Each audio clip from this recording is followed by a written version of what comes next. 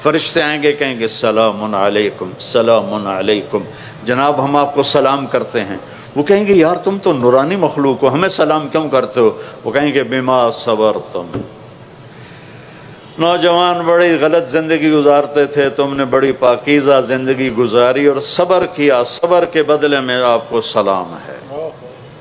جب یہ سلام کا نشہ باقی ہوگا، فرشتے سلام کریں۔ ایک ہمارا زمیندار ذوالفقار علی بھٹو مرحوم سے ملنے چلا گیا، اس سے دو چار باتیں حال احوال کی ہو گئیں، واپس آیا، لوگ چودھری صاحب سناؤ کی رہا تو منہ انج کر لوے، چودھری صاحب دسو صحیح بھٹو نال جو گل ہوئی، وہ منہ انج کر لو، وہ کہا کی ہو گیا جی؟ وہ آکھن لگا اسے منہ نال میں بھٹو نال گل کی تھی، ہوں تھوڑے نال بھی گل کرا۔ تو فرشتوں کا سلام ایسے آدمی ہوا میں اڑیں گے، ہائے ہائے ہائے ہائے، میرے صرف الفاظ ہیں، اگر چاہوں تو نقشہ کھینچ کر الفاظ میں رکھ دوں، مگر تیرے تخیل سے فزوں تر ہے وہ نظارہ۔ اب جو حدیث بتانے لگا ہوں اس کو سوچو بھی تو سمجھ میں نہیں آئے گی۔ ایسے میرے رب کا عرش کھلے گا اور اللہ مسکراتا ہوا اپنے خوبصورت چہرے کے ساتھ سامنے آئے گا اور کہے گا سلام قولا من رب الرحیم، میرے بندے بندیو آج تمہارا رب تمہیں سلام پیش کرتا ہے، تمہارا رب تمہیں سلام پیش کرتا ہے۔ تو پوچھے گا اللہ حل رضیتم، خوش ہو؟ کہیں گے یا اللہ موجاں لگ گئی ہیں، بڑے خوش ہیں۔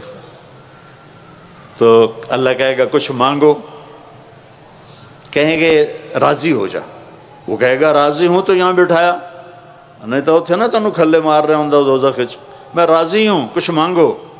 کہیں گے یا اللہ جب ہم لاہور میں تھے نا نمازیں پڑھتے تھے پر بے ڈھنگی سی تھیں، ہمیں تو پتہ ہی نہیں تھا تو اتنا خوبصورت ہے، تو آج ہم تمہیں دیکھ کر ایک سجدہ کرنا چاہتے ہیں، تمہیں دیکھتے ہوئے ایک سجدہ کرنا چاہتے ہیں۔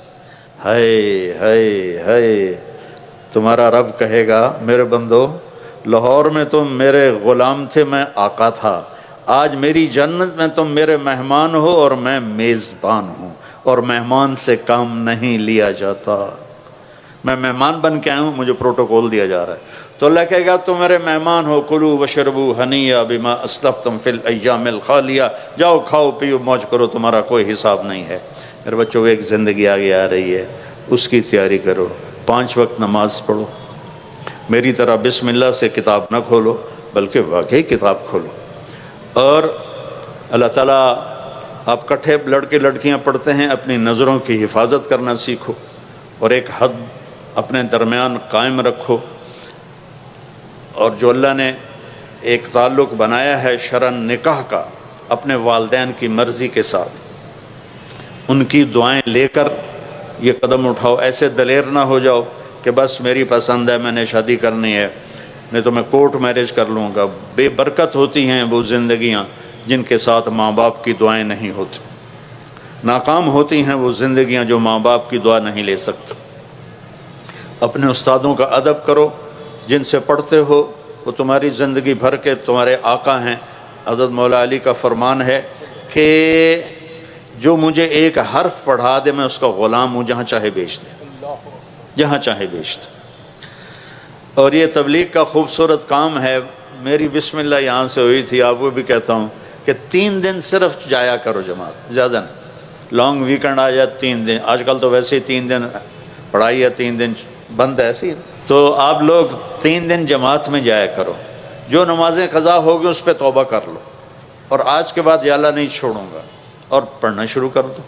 اللہ تعالیٰ کوئی باریک حساب تو لیتا نہیں، اگر وہ باریک حساب لے پھر تو کوئی بھی نہیں بخشا جائے گا۔ ایک بدو آیا، یا رسول اللہ قیامت کے دن حساب کون لے گا؟ آپ نے کہا اللہ۔ کہنے لگا موجاں بخین بخین موجاں ہو گئیں موجاں۔ تو آپ بڑے حیران ہوئے، کہنے لگے کس بات کی موجاں؟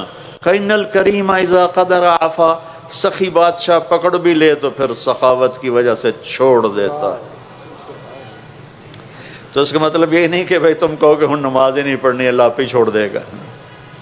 حسینی فلسفہ سامنے رکھو، کہ کربلا کے میدان میں نماز نہیں چھوڑی۔ اگر 1400 سال کی تاریخ میں کسی کو گنجائش ملتی نماز چھوڑنے کی تو کربلائی قافلے کو ملتی، کہ جن پر ظلم و ستم کی تاریخ لکھی جا رہی تھی، جن کی گردنیں کٹ کے نیزوں پہ چڑھ رہی تھی،